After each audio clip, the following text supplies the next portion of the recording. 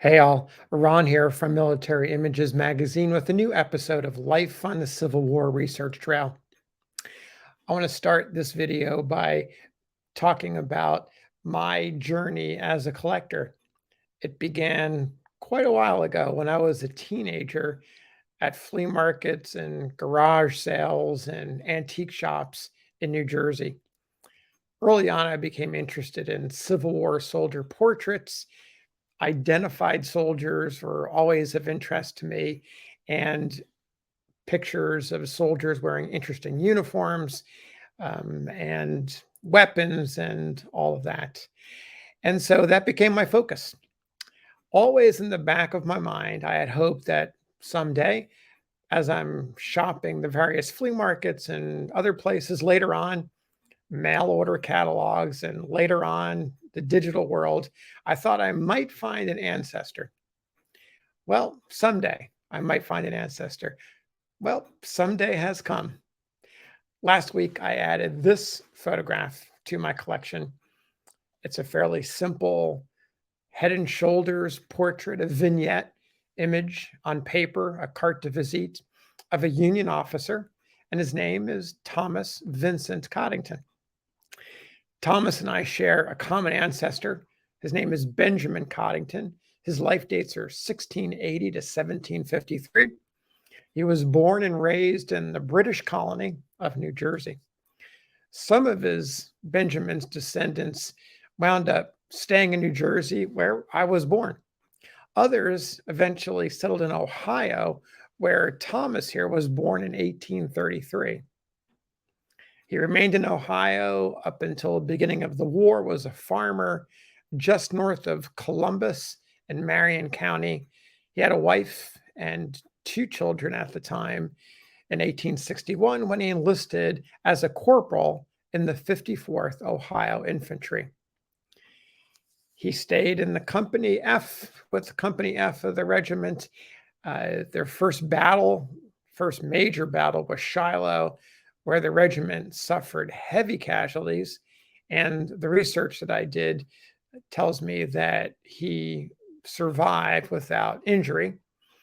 The regiment continued on into the Vicksburg campaign. On May 22nd, 1863, you students of the Civil War know about the major Union assault against the well-entrenched Confederates. It was not a good day for the Union Army. The 54th Ohio played something of I'll call it a minor role, which in some way seems a bit unfair because they were there. They were present for duty. And in fact, they lined up in battle, ready for an assault or whatever came next. And there was Confederate fire at them, but the fire was high and no one was injured on the 22nd. They changed position. And during the night, the next morning, the wee hours of the morning, about 2 o'clock, the 54th received orders to change positions again. And as they changed positions during those dark hours, two soldiers in the regiment became casualties. One of them, a private, was killed outright, and Thomas suffered a wound. It wasn't a serious wound, as far as my research tells me. He was back in the ranks at some point soon after, and he remained a corporal until a little bit later that summer after the surrender of Confederate forces at Vicksburg. Thomas resigned his position to accept the second lieutenancy of a Mississippi regiment of African descent, and that was the 2nd Mississippi Infantry. The regiment was signed up for federal service as the 52nd U.S. Colored Infantry, and Thomas likely posed for this photograph in Vicksburg. You can see he's wearing the shoulder straps of a lieutenant, and he posed for this photograph in the studio of David Perry Barr, who was an Army photographer for the Union Army. So Thomas and his men in Company F and the rest of the regiment spent the remainder of the war in and about Vicksburg, largely on patrol and guard duty. Thomas left the company on several occasions to serve as a recruiter, also to serve as assistant health officer. I found a reference to his conduct as an officer in December 1863, about 6 months after he joined the regiment. He requested a 20-day leave of absence, and the colonel commanding the regiment, George M. Ziegler, endorsed it with the observation that Thomas, quote, has performed his duties of an officer for the past 6 months with perfect satisfaction.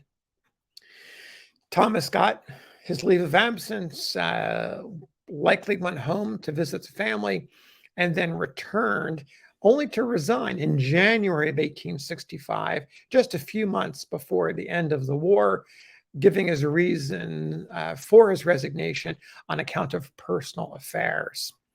So Thomas returns to Ohio, reunites with his family, and before the end of the year, they settled in the Kansas capital of Topeka, which is a bastion of the Free State movement before the Civil War. I thought it was interesting that they went to Topeka, considering Thomas's role as an officer in a U.S. colored infantry regiment. I found no evidence that he was an abolitionist or what his relationship was to enslaved people at the time, but certainly his enlistment in the 52nd and his move to Topeka might be interconnected in some way. Anyway, in Kansas, in Topeka, Thomas Coddington and his wife Mary had the 2 children that they brought with them from Ohio. They added 2 more children. Coddington's brother, Alfred Coddington, was also in Topeka. Together, Thomas and Alfred formed a construction company, Coddington and Coddington. They built many houses and buildings during the city's early development in the post-war period. Thomas was active in the Masons. He was also involved with the Grand Army of the Republic, as many veterans were, and lived until 1907, dying at age 76, leaving Mary and 4 surviving children.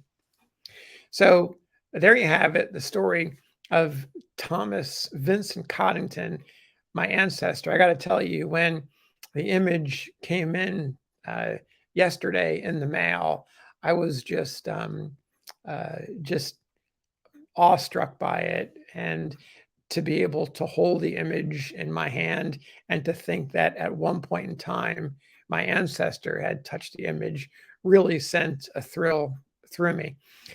Also, I've been aware of stories of friends of mine, fellow collectors, who have had similar experiences, and I could only imagine what they felt until now. And now I know the feeling.